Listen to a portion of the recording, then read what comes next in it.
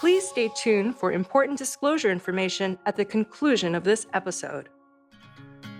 Hi, and welcome to The Long View. I'm Jeff Patak, Chief Ratings Officer for Morningstar Research Services. And I'm Christine Benz, Director of Personal Finance and Retirement Planning for Morningstar. Our guest this week is Mary Childs. Mary is a co-host and correspondent for National Public Radio's Planet Money. Previously, she was a reporter at Barron's Magazine, and before that, a reporter at the Financial Times and Bloomberg News. She received her bachelor's degree in business journalism from Washington and Lee University. Mary is the author of a new biography of iconic Pimco bond fund manager Bill Gross. It's called The Bond King: How One Man Made a Market, Built an Empire, and Lost It All. And we spent this episode delving into the book with Mary's help. Mary, welcome to The Long View. Thank you for having me. Well, thank you so much for being here. What was your goal as you embarked on writing the book, and was that still the goal by the end? So, yes, the goal did stay the same. I mean, I came from covering credit markets at Bloomberg News. I spent 4 years doing that at Bloomberg and really loved the credit markets and writing about credit markets. And I had this sense that they were poorly understood in the mainstream and that was this, egregious omission, and that I was sent to rectify that in some way. And by luck, it just ended up that I was covering Pimco at the moment that all of this stuff went down that you can read about in the book. So the goal of, bringing some bond market education wrapped in the guise of this, entertaining and wild narrative, that was always the mission. And I think that stayed the same. But, the narrative shape of the book did change substantially because things kept happening. I thought that the book would end in 2014, the narrative would end in 2014, and it would be, Bill Gross went to Janus. It was this big surprise, the end.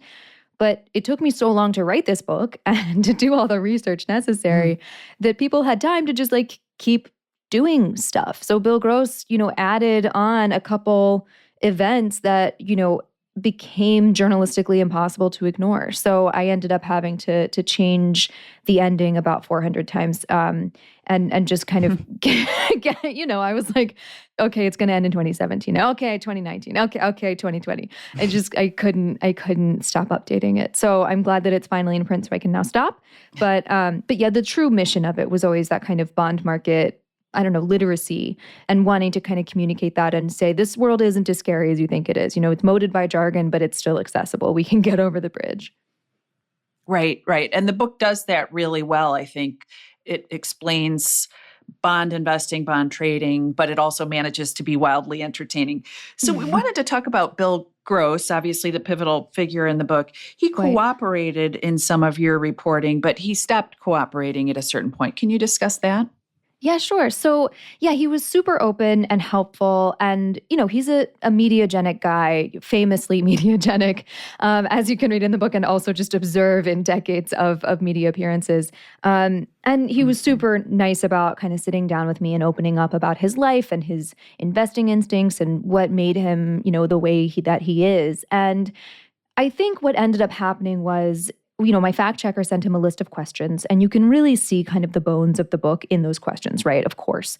So it's, here are the basic facts that are in the book, and you can see the facts that didn't make it in and the facts that did.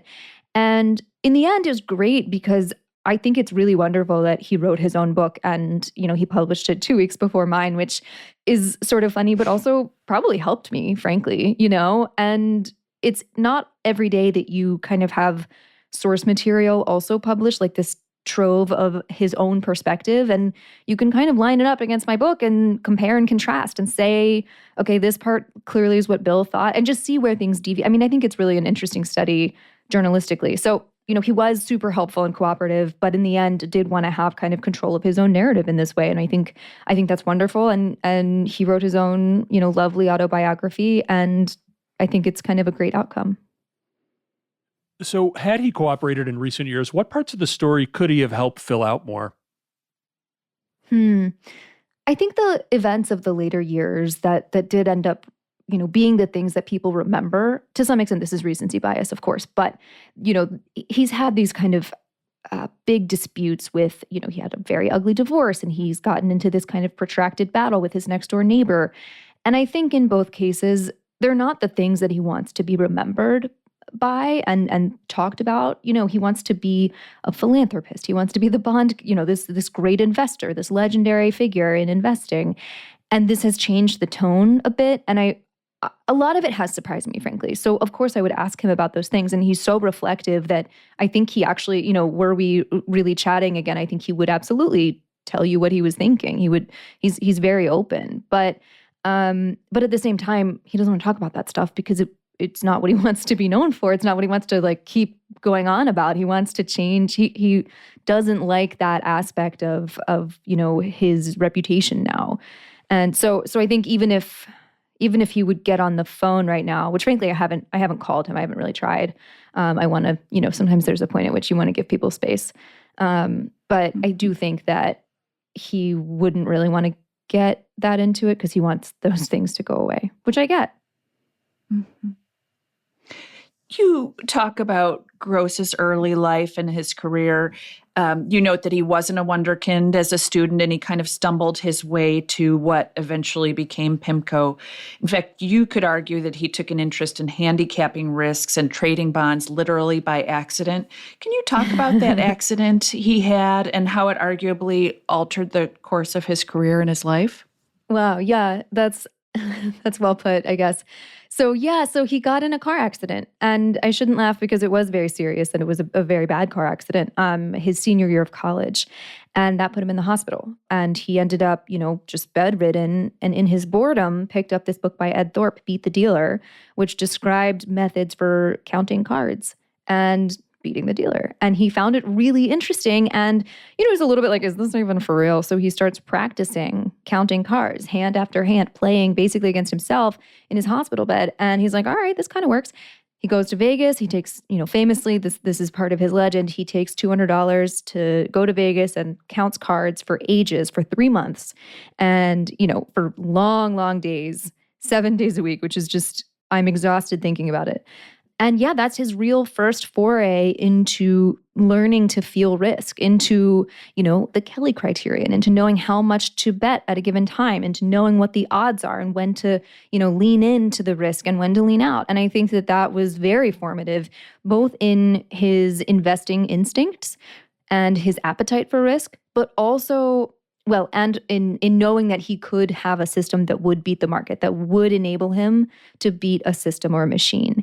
And then it also became so foundational to his legend. So this was, a huge part of how he advertised himself and how he positioned himself. And it was super effective and memorable. People really loved the story. So it was an accident that got him there, but it ended up being really formative. So Pimco had humble beginnings. It was gross and about $5 million, if I'm not mistaken. Can you talk about how the firm got off the ground and took shape in those years? Absolutely. So Pimco at first was just truly a corporate shell. It was actually, the original shell that they created was for asset management, and it was Pacific Equity, which is so funny in retrospect, right? But basically, this life insurance company had hired a consulting firm to tell them, where they should be pushing next. And they were like, oh, you should do asset management. So they had built this shell as sort of a gesture at that. And they're like, yeah, we're going to figure this out later. And then Bill Gross, he meets with this guy in the area who's kind of evangelizing about trading bonds, which is this radical idea at the time. And he convinces his boss to allow him and this one other guy to manage a small portfolio within that corporate shell. And this is the kind of apocryphal beginnings of Pimco. And it's funny because it is such a random little corporate shell. It's like saying that Bill Gross and the two other co-founders co-founded Pimco is sort of itself a revision of history where, the word founding is like not at all the meaning that we think it is in popular culture, I feel like. Like we're like, oh, that means they were the people that started it, right? Like, there were a lot of people involved, and Bill Gross, was one of them and among them, but there are definitely people who take issue with that. So yeah, there was this kind of bureaucratic and anticlimactic beginning where they were allowed to take a stab at trading bonds, and Pacific Mutual was cool with it, which is, I think they were tenuously cool with it, but it was remarkable that an insurance company would be into this kind of risk-taking, right? Bonds served a purpose for them, and it was a very conservative and well-articulated purpose. So this was a really kind of radical thing that they got to do. Let's talk about that popularization of total return as a bond strategy. It seems odd that the concept of trading bonds for total return, income Right. plus capital appreciation didn't really take off until the 1970s. You discuss Bill Gross literally clipping coupons early in his career. Why did it take that long for bond trading to catch on? It's such a good question because it seems so wild to us now that this would not be a market, would not be an asset class, which I would say just illustrates the influence of Bill Gross and his cohort. But I think it was partially that, insurance companies and other financial institutions had a prescribed need for, they had a very specific need for bonds. Bonds filled this specific purpose of being an exact and predictable flow of money. So you could just kind of match it against incoming liabilities and you would feel great about this like schedule that you had. And it was, I don't know, that's comforting, right? And you can sleep at night. And the idea of trading those away and losing that beautiful matching little ladder that you built, that's so sad. Why would you do that? Why would you add risk into this thing that's working perfectly? So obviously, to some extent, we always resist change as a people, as a society, whatever. But in another sense, we maybe resisted change here because it was working. It was low risk. It was, steady Eddie. We all felt good about that and it was fine. So I think it seems obvious to us now. But at the time, I think they had a system that was working and good. And the urgent need for trading bonds came in when inflation really started messing things up. Who was Gross trading against in the earlier days? There had to be others out there who were trading bonds like he was. Yeah. So who were they and why was he able to get the better of them? So I think it was slow going at first. I think there were not quite as many. Howard Rakoff, the guy who was going around evangelizing about trading bonds, was certainly one of the earliest, and he was an enduring figure in Bill's life and is. And there were other people, there's Occidental Life Insurance in LA, and, Lehman was doing this. There were people here and there at various other places that also kind of got the bug. But among them, soon enough, is Larry Fink, of course. And, people at regional banks and other life insurance companies would get this same idea, maybe because Howard Rakoff called them and said, you should be doing this with me. But yeah, it was a small band at first. Oh, and why was he able to get the better? It's a good question. I mean, I don't know. I think that he wasn't able at first. The track record in the early 70s was not super stellar. And there's this kind of, corporate urban legend where the management would come around and be like, y'all got to figure this out. This operation's been losing money. You need to get your profits together so we can justify having this. We're going to shut it down. And that went on for, 5 years of the operation. So I don't think it naturally made immediate sense and that Bill was, outsmarting them from day one. But he did prove, by especially the early 80s that he was pretty sharp at this and better than most. You chronicle Pimco's culture through the years in the book, and very few women figure into the story of Gross's and Pimco's rise. The firm was dominated by male portfolio managers and senior leaders through much of the period that you chronicle. But there was one woman who played a very big role in Pimco's success, and you do talk about her in the book, especially in the earlier years. Can you talk about Pat Fisher? Can I ever? So this is like a tiny soapbox that I built for just myself. I don't know what I think is going to happen, but I think that Pat Fisher was so instrumental to the founding and creation and shaping of Pimco and to its success. There's a lot in fixed income and especially in, mortgage-backed security investing that is really detail-oriented and very gnarly. And, Pimco grew out of this insurance company. So to a large extent, they already had the systems in place to do, principal versus interest and kind of accrual accounting and various other kind of complicated things that apparently banks and other, asset managers back then were just not up to speed on. There's this one trade that I talk about in the book where it's a pretty complicated mortgage trade and it ends up with underlying mortgages being delivered. And Pimco has to call the banks. Pat Fisher calls the banks to be like, do you mind sending the interest? Do you mind sending that payment down? Thank you. Just because other people, the systems didn't exist yet. And there are so many examples where Pat Fisher, later pod, did this, where she manually seems to have connected pipes between the banks where they didn't do, XYZ thing. And Pat Fisher was like, why don't you do this? She had a ranking system that she created within, she ran operations at Pimco, I should say that, and, trade execution and settlement. And there was kind of a a sense that in the early days that everybody wore different hats and those hats kind of rotated. So the official titles changed at times. At one point she was running the cash desk. But, she would rank the banks against each other in trade execution, efficiency, all of these different metrics. And the banks got wind of it. I think she may have informed them of it. And they're like, wait, what are we ranked on? And I mean, these are competitive people. So of course, immediately Pimco's execution improves, right? Because they're all like, no, I'm going to be number one. No, I'm better than Merrill. So Pat had learned to figured out to game everybody's psychology and get the best execution for Pimco. And, there are countless ways in my view that this shows up, but getting that good execution, having efficient operations and like a frictionless trade experience with your counterparties, with your clients, all of this is critical in making your fund be a serious place, right? Where your clients and your investors and your counterparties all take you seriously and want to do business with you. If people think you're a joke because you can't get your trade straight, you're not going to get business. So yes, I think that this is undercounted across asset management, this kind of back office operation. But in my mind, in my heart, Pat Fisher is a co-founder, yes. I wanted to change gears and talk about Gross and his psychology, some of the motivations that drove him. You tell the story of how he would ask interview candidates to choose between money, power, and fame. In his mind, and I think he's on record beyond the book saying this, the correct answer was fame. Do you think he saw fame because it was harder to obtain than money, but maybe less taxing than amassing power, where you'd have to build durable personal relationships? I really love this question because I think the idea of power being tied to relationship building is so interesting. And yeah, like maybe it is the one. Fame, you're at a remove, right? Power, you have to influence people and directly interact with them and change their minds about things and, pressure them or whatever. Fame, they just know about you. There's no actual relationship. It's kind of there's a canyon between you and the audience, right? Which I think makes a lot of sense for Bill Gross and feels, emotionally resonant, I think. I love that you think making money is easier than being famous. I think TikTok might disagree with you, but but that does make sense. I think, he's talked about this to me and to many other people. It sounds like the driving force for him was fame because he associated it. He wanted it to kind of fill in this hole, this sense that he needed to be loved, where he sort of equated fame with love.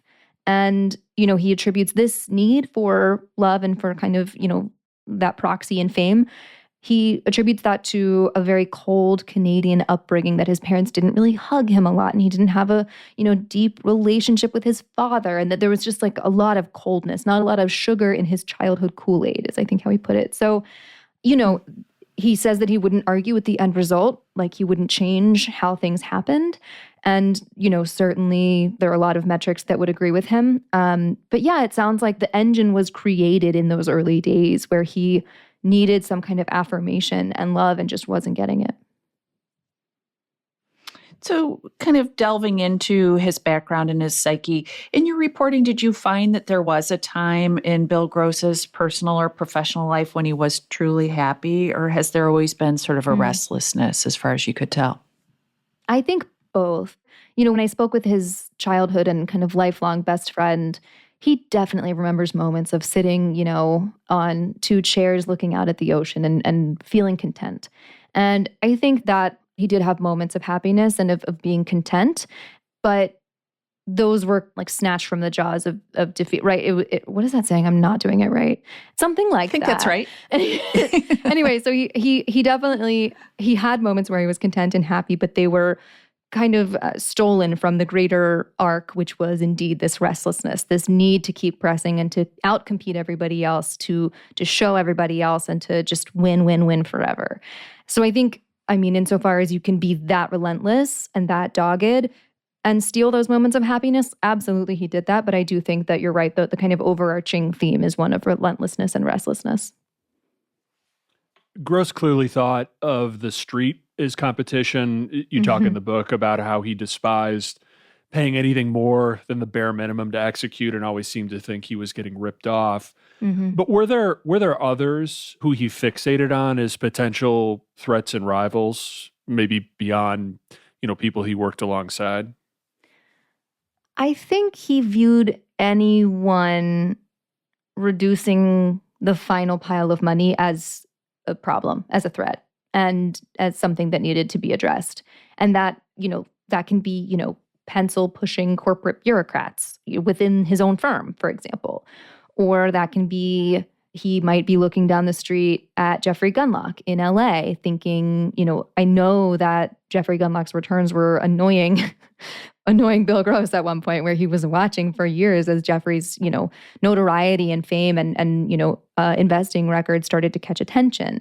And that, I think, watching someone with really good returns come up like that, that's kind of something that really would get stuck in Bill Gross's craw. So yes, absolutely. It's kind of equal opportunity threat perception. So anyone, that could be a broker, or it can be the street, or it can be any asset management firm that is doing well or encroaching on their space, or, the thing that kept him so intensely focused, one of the things that kept him so intensely focused in the market was this feeling that anyone could catch up to him at any time and he couldn't let that happen. So yes, all. The narrow answer being Jeffrey Gundlach, but the bigger answer being everyone. So besides popularizing total return bond investing, can you talk about some of the other big innovations Gross made, or at least popularized as a bond trader? It seemed like a recurrent theme in the book is Gross and Pimco being ahead of the curve on a lot of aspects of running bond money. Love that you said curve, because yes.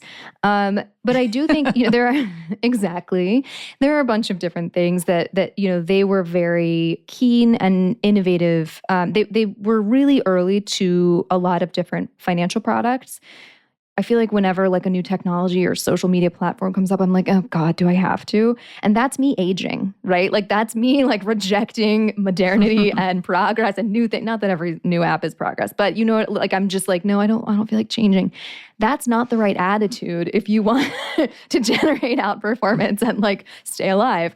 So I think Bill Gross, Pimco, Chris Dialanis, a lot of these they were very good at jumping into those new products as they came up. And a really good example of this is financial futures. He was able to convince a lot of these kind of commingled fund clients and a lot of these like very conservative pension clients to allow futures in their portfolios before anyone else was doing that. And before people were comfortable, frankly, there was a lot of, I think, like cajoling and coaxing to get these clients on board, and to their benefit, financially.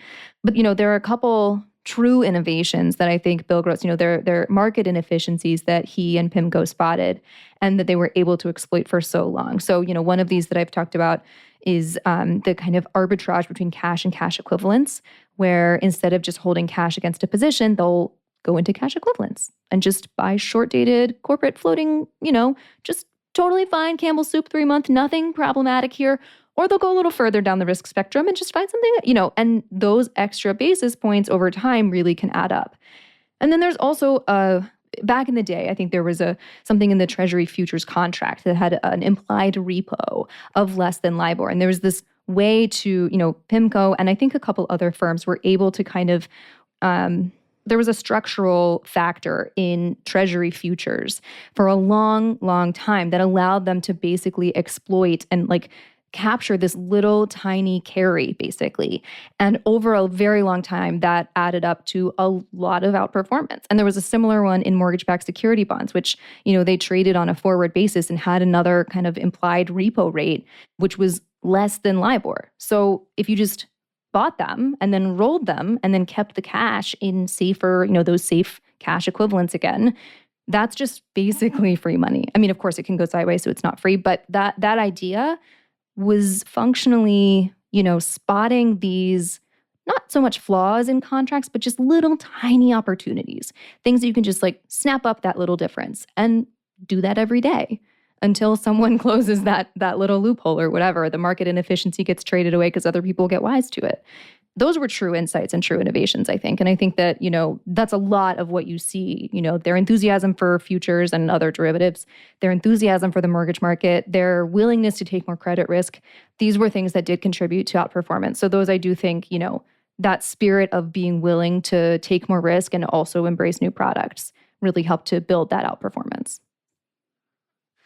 I wanted to ask you about Another thing that you could argue is an innovation that he ushered in, which was expressing himself in pretty unguarded ways Yeah. in his monthly commentary. And relatedly, he could be pretty uninhibited in those commentaries. So my question is, do you think he kind of, in a way got off on being able to say whatever he wanted, that it reinforced how much sway he had and that no one could edit Bill Gross?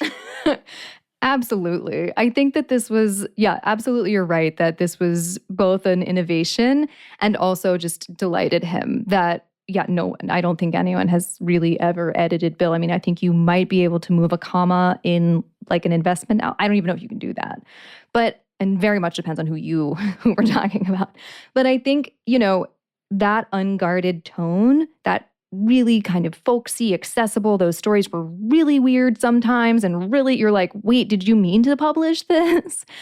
But we all read them. We all read them and we all talked about them. And that absolutely fed this image of Bill Gross and this like myth and legend of Bill Gross, which got him on TV more, which helped to coax more client assets in. I think in some ways, financial asset management, we didn't have that many celebrities, right? I mean, we have Peter Lynch, Warren Buffett, sure. But I feel like the thing here is Bill was a really early influencer before we had the words to describe it like that.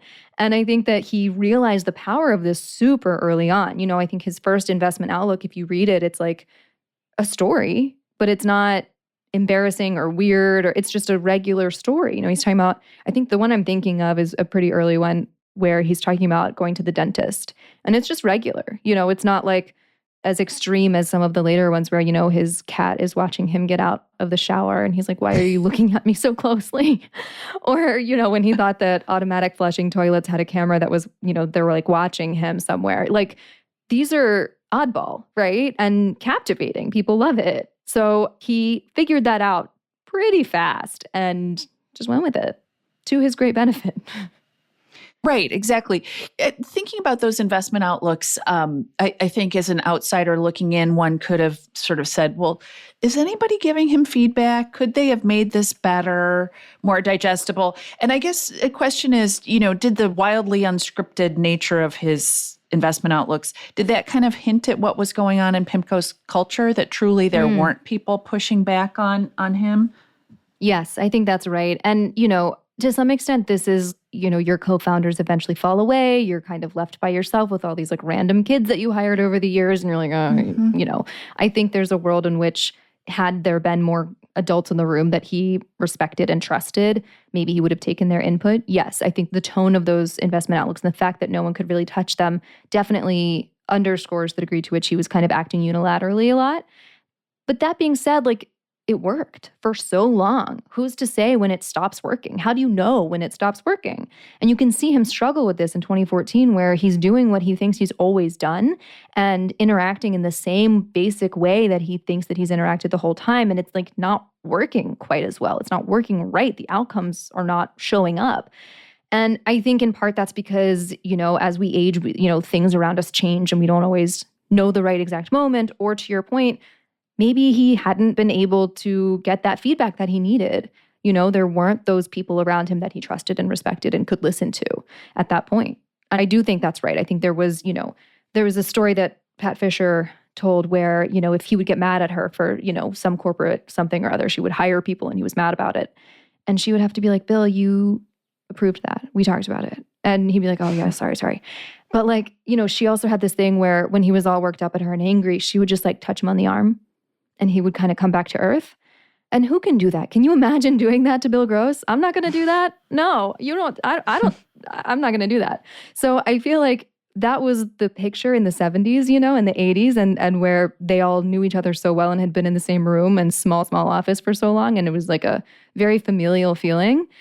And all that had kind of fallen away by 2014. And I think he was a bit unmoored. I think we want to come back to some of those dynamics in the culture of the firm and some of the specifics around Gross's departure. Before we do that, I wanted to spend a little bit of time on some episodes that you chronicled in the book that really relate to Gross and Pimco's power. One pivotal episode that you cover relates to Pimco's buying up Fannie and Freddie debt and then Gross calling publicly for a government bailout of those entities, which eventually came. At the time, critics said it was an illustration of Pimco unfairly benefiting from its position and its megaphone. Is that fair, in your opinion? That's a great question. It's one of those things where it's so open to interpretation to me, where I mean, of course they would be lobbying for this. It was what they believed, it was what they believed needed to happen for the safety and stability of the financial system. And yes, it was to their great benefit. It was absolutely, how they were positioned, but they were positioned that way because they believed it and thought that it was the thing that was necessary for the safety and stability. So there's this loop, right, that I think is hard to get out of, where, especially in money management, you put your money where your mouth is because you believe it, but then you talk your book because you believe it, et cetera. So, I mean, I think it's fair that maybe we should re-examine the way we've built these structures. I'm not saying I necessarily have better ideas, but it does seem a little untoward that an enormous money management firm can have so much sway over the outcome of, government policy and everybody who has a mortgage was basically affected by this. And, you see this resulting a couple years later. There's this lawsuit where the city of Richmond, California was trying to help underwater homeowners. And these homeowners, had bought their house was worth way less than they had paid for it. And so they're paying into the void, right? But the void is to the mortgage-backed securities investors. And Richmond, California wanted to basically revalue those homes and say, well, why don't we just reset at the market rate now using eminent domain? The government kind of just hit the reset button. And obviously, all of the mortgage-backed security community was like, no, everyone who invested in mortgages was like, this would undermine the entire mortgage market. How would people get a mortgage ever again if suddenly, if the rules changed like this? And of course, they persevered. Richmond, California's plan did not go through. And it was a radical plan for sure. But at the same time, this kind of creativity, we just don't really allow it. We seem to really like our structure where these mortgage investors are kind of they call the shots. If they say, hey, you're going to have to make explicit that backing of Fannie and Freddie, that ends up happening. And then, if they say, oh, I'm so sorry, you can't eminent domain these properties because then we'll never, buy mortgage bonds again because we'll be scared, the Richmond, California plan goes away. And you can see why these things happen. They make sense. Maybe we like our mortgage bond market. Maybe a 30-year fixed rate mortgage that I can refinance at any time for no cost is a really great product, and I shouldn't argue with the end user that happens to benefit massively from that arrangement. But it is a little troubling, isn't it, that there's this very symbiotic relationship? Yeah, we wanted to talk about kind of the relationship between Pimco and kind of the power center in Washington. At various points in the Bill Gross era, Pimco was accused of being too cozy with Washington.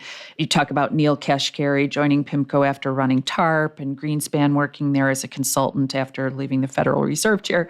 So what does the Pimco story say about the kind of revolving door between business and the regulators of that business, in this case, the financial services sector?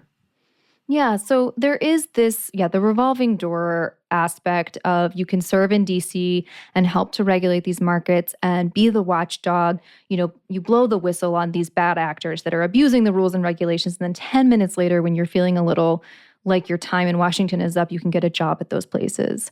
It feels very structurally flawed. It certainly looks as though you might be going soft on people if you then end up working for them moments later for enormously, exponentially larger salaries than you made in DC. So I do think that it's a troubling structure that we just have gotten a bit comfortable with. There was a big uproar, post financial crisis and around the time of Occupy, where I feel like we talked about the revolving door all the time. And it crops up sometimes, I feel like, where people are, mad at Tim Geithner every other 6 months or something. But it is just random. And there's fatigue, right? We have a lot of things to be mad about. But it's one of those things where Pimco really made this a selling point, this coziness with Washington. We're the first port of call, BlackRock kind of is. But we have these relationships with, the government and the quasi-government. And, this is a great thing for us. Invest with Pimco. And then I think when the tone started to shift, it became a lot more uncomfortable to have that relationship and to tout those relationships, right? Where you're like, oh, no, yeah, we did hire the former Fed chair. No, yeah, we did do that. And it's like, what? It's hard to, I think it's hard to say what the net benefit is. And from a branding perspective, I certainly am not a marketing person and I couldn't tell you. But it seemed like they wanted to say we have the greatest minds and, everybody wants to come work with us. But then the tone is just like, so you're saying you're just paying Alan Greenspan, who used to create basically the dynamics of the markets that you invest in, and you're saying that out loud? Are you sure? I don't know. It just, the tone shift, I wanted to shift gears and talk about Gross's departure. It's come up during our conversation, but maybe we can sort of burrow in on that event and talk about Mohammed El-Erian, though he didn't cooperate in your reporting for the book. El-Erian figures prominently in the story. He quit over Gross's antics, and Gross was consumed by bitterness afterwards. Why did that partnership fall apart? And in your opinion, how culpable was Gross for that? Yeah. Okay, too quick, just slight nuance because I have to. Mohammed El-Erian ended up obtaining a copy of my manuscript before publication somehow, and did participate by sending notes. He had notes that he sent through a lawyer, which I greatly appreciated and, of course, incorporated, the ones that I could. And I think it made the manuscript richer for it because, of course, I wanted, his views and experience represented.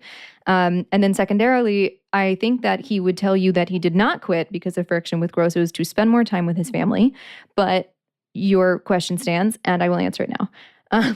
So I think the dynamic between Bill Gross and Mohammed El-Erian in many senses was doomed just structurally. And I mean that in two ways. The first way being kind of personality structure. Like as human beings, they're just really different. They have different sensibilities about managerial vibes. They have different investing strategies and debate strategies and interpersonal dynamics. Like everything I think about them is different. And in kind of how you interact with them and how they see the world. And then structurally, Mohammed El-Erian came in as co-CEO and co-CIO. And Pimco had never had someone straddle those different sides of the business before. It had always kept very clean the division between business, investing, and client. And that was on purpose. They made that part of their, branding thing to consultants, to clients. They were like, oh, it's a three-legged stool. And here's Mohammed El-Erian being two legs, and that was just unusual and weird. And they're like, okay, like maybe we can. And I think when Mohammed El-Erian came on board that second time in 2007 as co-CEO and co-CIO, there was this kind of bump in the relationship at that moment where, Bill Gross and Bill Thompson felt kind of uncomfortable with that dual role. And they were like, I don't know, but they were excited about him and he needs to come in and we need somebody to be Bill Gross's heir apparent. Like we got to do this anyway. Yay, let's do it. Okay, fine. But it was this seed of mistrust, I think. This little tiny like grain of sand, that just got stuck in there. And I think I've kind of come to the view that the relationship was a little bit doomed from that moment. And then, of course, those interpersonal dynamics being so different, Bill and Mohammed are sending each other these passive-aggressive emails by 2013 that are just, how it feels to receive one of these. And your blood just like turns white and you're like, oh, like... Absolutely. We have all been there. But yeah, they had really different styles. And I think, yes, a lot of maintaining that relationship should have fallen to Gross. And his inability to reconcile with Mohammed was for sure, to a very large extent, his own fault, right? Every bilateral relationship is our own, responsibility to maintain. And the other parties. But his job was never to manage people, and he was always supposed to be structurally insulated from having to deal with a lot of these things. And I think, if you look at Bill Thompson's time as CEO, there's this story that actually didn't make it in the book, which I'm so sad, where there was this like very tense moment in a meeting where Bill Thompson's giving a presentation and Bill Gross is getting annoyed about something, and he makes a snarky crack at Bill Thompson. And he says, "You're a regular Gray Davis," the former governor of California. And somehow Bill Thompson, there's this silence in the room where everyone's like, oh God, what's going to happen? And Bill Thompson just laughs.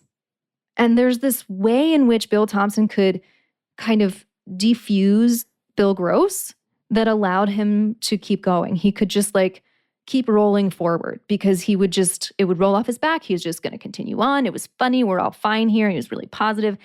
And for whatever reason, Mohammed El-Erian was just not built in the same way and was not like, I think there was more of a cumulative effect of all of the infractions and annoyances and all of the slights and snarks. And, where Bill Thompson could just roll forward, I think Mohammed was like, oh my God, I'm so done with this. So, yes, of course it was Bill's, definitely some of the blame falls to Bill for not maintaining or being able to maintain that relationship. But I do think that, he was surprised by having to. So you chronicle that Pimco Total Return had a couple of tough years toward the end of Gross's tenure there, 2011, 2013. With the benefit of hindsight, do you think that Total Return got too big for Gross to manage? And was that one of the reasons that performance moderated? It seems like the introduction of the ETF potentially provides a lens to help answer that question. That's interesting. Yeah. The ETF is a little clouded to me with the odd lot thing where, they leaned a little bit on this strategy where they would buy odd lots that then got marked up in the pricing system automatically to the price of round lots, which were, always going to be higher. And that helps to kind of artificially inflate performance in that ETF, right? So, and the benefit of a strong start in your track record is like actually quite hard to shake. So my mind is clouded by that on trying to compare those two.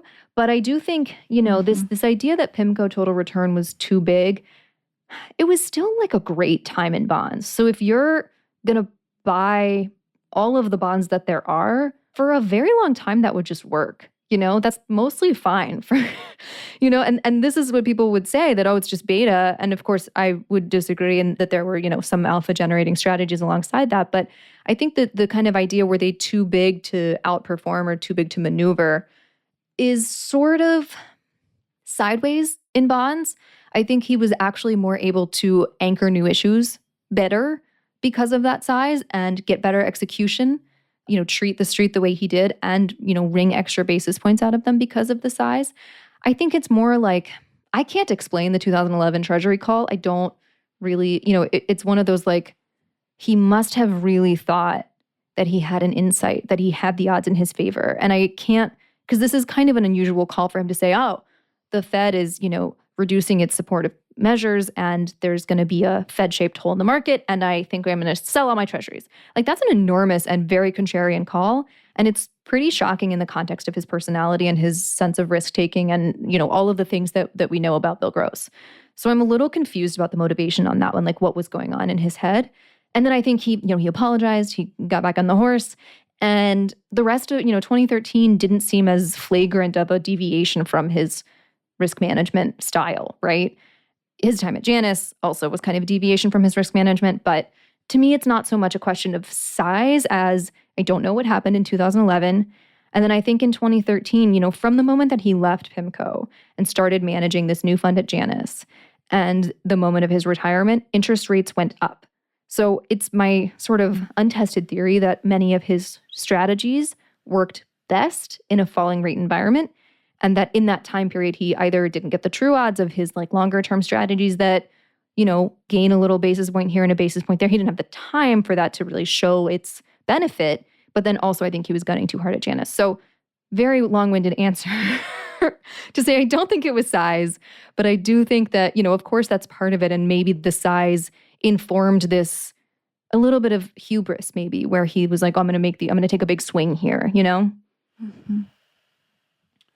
I want to talk about Pimco's culture. You describe it in pretty unsparing terms in the book. What was it like, in your opinion, if you just had to explain to the layperson who maybe hasn't read the book, what was Pimco's culture like during this period of time where, Gross reigned over the firm?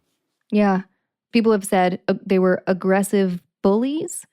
I think, different groups were different. Also, if you were in, a nice pocket of the client facing, you could have had a nice experience. But the culture on the trade floor was so intense and so competitive and also silent, just dead silent, no eye contact. Everyone's like silently clacking their little keys and emailing each other things. And everybody's like aggressively CCing each other. And it's kind of a blame-seeking framework in there where you're trying to figure out like, oh, whose fault is this trade? There was one partner that people called the Riddler because you could never pin him down on an answer, and then he was never wrong, which I love. But I think that, yeah, this culture was, it sounds to me like it was super toxic. I'm very glad that I did not work there personally. They did not offer to hire me, I should be clear, but I'm glad that I didn't work there. But it was, intense, aggressive. There, you would go to investment committee, people would cry sometimes because people were picking at each other, or, somebody would fixate on one point, or your presentation had the wrong numbers on the page and you would get kicked out, and no one would stand up for you, right? Like, you're going to get torn to pieces and everyone's just like, oh, don't know him. And that's the way it was. It sounds like the predominant culture was one of no friends, no, no friends on the trade floor. This is all, of course, with the kind of, a lot of them loved this culture, so to them it is friendly. And they're, especially some of the old guard, where they were so aggressive to each other and literally cut one guy's fancy new tie because they're like, it's ugly, we don't like it, we're doing you a favor, and doused him with bug spray. All these things that I would categorize as just classic bullying, right? Just mean behavior. They're like, no, it's good fun. And I'm like, is that what fun looks like? Is that fun? So a small asterisk that some people like this. And I have gotten some people this one person emailed me being like, I would take issue with your characterization that we were mean and bullies, blah, blah, blah. And then he goes on a bit and he's like, we really chewed people up and spat them out and it was great. And I'm like, I think you're saying the same thing that I said. We just think about it differently. And that's fine. That's fine. We can all have opinions. But yeah, it sounds like it was rough. So Pimco had a very difficult time in 2014, 2015, big outflows. But since then, it has been able to gather assets net into its funds. What lent the firm that resilience, do you think, after Gross left? I think they focused really hard on just keeping it together. And there was a real sense of, we're not going to let everyone take advantage of us. And that super competitive, intense culture that Bill Gross built, that he shaped, is still very much alive and well. And I think that was very, very kind of acutely relevant in the 2014 period, where in the wake of his departure, all these hedge funds thought that they could take advantage and trade against Pimco, hedge funds and others, who knows. And I think everyone expected this wave of redemption and Pimco would have to sell and all of the money would flood out. And clients were kind of like, meh. Well, I knew Bill Gross was going to have to leave eventually. I kind of know these guys that run this fund. Kind of seems fine. I'm just going to wait it out and just see what happens. A lot of clients did pull their money and a lot of clients stayed. So I think once the dust settled and, Bill was actually gone from the firm, which to some people removed this overhang, right? These management transitions are so hard to achieve gracefully. We're seeing that across financial services and I think, everywhere.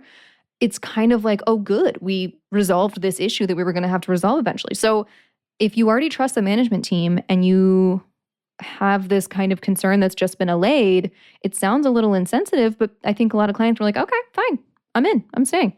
And, they do have a track record and a strong brand. So I think that contributes a lot to that resilience. Bill Gross, I think, to his disappointment, built this very, very strong firm that did end up being really resilient.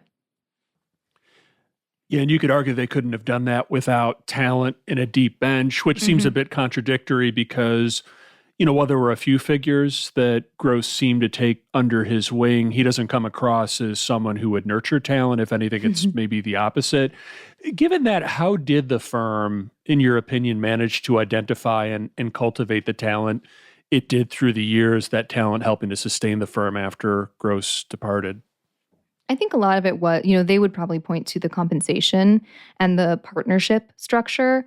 And I'm pretty sure, would point to that, where it's, you can achieve these great riches if you stick around and are invested in the firm, and they have, shadow equity that can be very lucrative and beneficial. So to some extent, it's that. They pride themselves on being a meritocracy and being, super smart and thought leaders and all of these things. And I think to some extent that's effective. So I think, the combination of it is a strong brand, one of those, fixed income managers that we all know and talk about and listen to what they say. So if I'm in fixed income and I get a job offer from Pimco, I'm not going to not consider it, right? I'm like, oh, and I know about the compensation structure there. That would be, maybe potentially compelling. And it is that trade-off where you're, especially, when Bill Gross was there, that you're making this agreement to experience what one source called wire brushing by Bill Gross and the culture, right? The overall kind of predominant culture there. But you get compensated for it. You get literally compensated for it. And that's the deal. That's what you're agreeing to, and you know that. So it attracted this certain type of person who was like, okay, I'm willing to take that deal. And I don't know that so much has changed necessarily after Bill. I think that, there are still a lot of talented people that are motivated in this way and that see this trade-off and agree to it. So we want to talk about some of the conclusions that you lay out toward the end of the book. You talk about staying too long in a crucible of toxicity, as you call it, and insecurity and the long-lasting corrosive effects on the mind. Can you summarize some of the other sort of key takeaways for you as you think about your long work on Pimco and Bill Gross for this book? Yeah. So it's interesting, that line that you highlight. I've talked to some people still at Pimco, and I don't know if they're just saying this because they're talking to me, and it's, I don't know if they would say this to other people, but they're like, I wonder how my mind has changed since I've been here. Like, do I actually have perspective? Have I been corroded? I'm like, oh, I love that you're thinking about that. I mean, that's like that kind of reflection is, to kind of catalyze that kind of reflection is such a, I don't know, I didn't dream of that. But yeah, I think, some of the other things that I learned, I feel like I witnessed a lot of score settling and incredibly petty behavior from people that we expect to be grown-ups. And, of course, this underscores to me the fact that we never grow up. That's a myth. And, fine, okay. But I spent a lot of years wondering if this extreme pettiness was a precondition to accruing massive wealth, right? If I have to be that competitive and that single-minded and that petty in order to become a billionaire and totally able to lose sight of bigger pictures and just hyper-focus on the, is that a pre-existing condition, or do we only know about the pettiness because the people who display it, that I'm thinking of at least, are rich enough to really flex, to put it on display and make headlines? And then the thing that I think I learned from Bill Gross and from some of the other kind of game theory people, stats people in this book, there's this refreshing sense that, if Bill Gross trusts you and respects you, he can come to the table the next day in this relationship with you totally fresh. He's not going to remember that you had a bad trade. If he doesn't trust you, he will never forget it. So that's a different bucket though. But this ability to stick to your structure, to stick with your idea of the world and just trust that you know what you're doing, I find that really admirable. It took me so long to write this book, and I probably should have given up 100 times. But there was this, Bill Gross was out there not giving up. And I'm like, well, there's something really admirable to me about this ability to show up fresh and say, okay, I'm keeping at it. My strategy works. It didn't work yesterday, but today it's going to work because overall it's a good strategy and I'm going to keep at it. I don't know. I really like that. That kind of unshakable confidence is really, really admirable. Well, we're glad that you stayed at it. We really enjoyed the book and so appreciate you discussing it with us. Thanks so much for this conversation and all the insights that you shared with us. Thanks to you. I really appreciate it. It was really fun. Thanks so much, Mary. Thanks for joining us on The Long View. If you could, please take a minute to subscribe to and rate the podcast on Apple, Spotify, or wherever you get your podcasts. You can follow us on Twitter at SYouth1, which is SYOUTH and the number 1. And at Christine_Benz. George Cassidy is our engineer for the podcast, and Carrie Gretchick produces the show notes each week. Finally, we'd love to get your feedback. If you have a comment or a guest idea, please email us at thelongview@morningstar.com. Until next time, thanks for joining us. This recording is for informational purposes only and should not be considered investment advice. Opinions expressed are as of the date of recording. Such opinions are subject to change. The views and opinions of guests on this program are not necessarily those of Morningstar, Inc. and its affiliates. Morningstar and its affiliates are not affiliated with this guest or his or her business affiliates unless otherwise stated. Morningstar does not guarantee the accuracy or the completeness of the data presented herein. Jeff Patak is an employee of Morningstar Research Services, LLC. Morningstar Research Services is a subsidiary of Morningstar, Inc. and is registered with and governed by the U.S. Securities and Exchange Commission. Morningstar Research Services shall not be responsible for any trading decisions, damages, or other losses resulting from or related to the information, data analyses, or opinions, or their use. Past performance is not a guarantee of future results. All investments are subject to investment risk, including possible loss of principal. Individuals should seriously consider if an investment is suitable for them by referencing their own financial position, investment objectives, and risk profile before making any investment decision.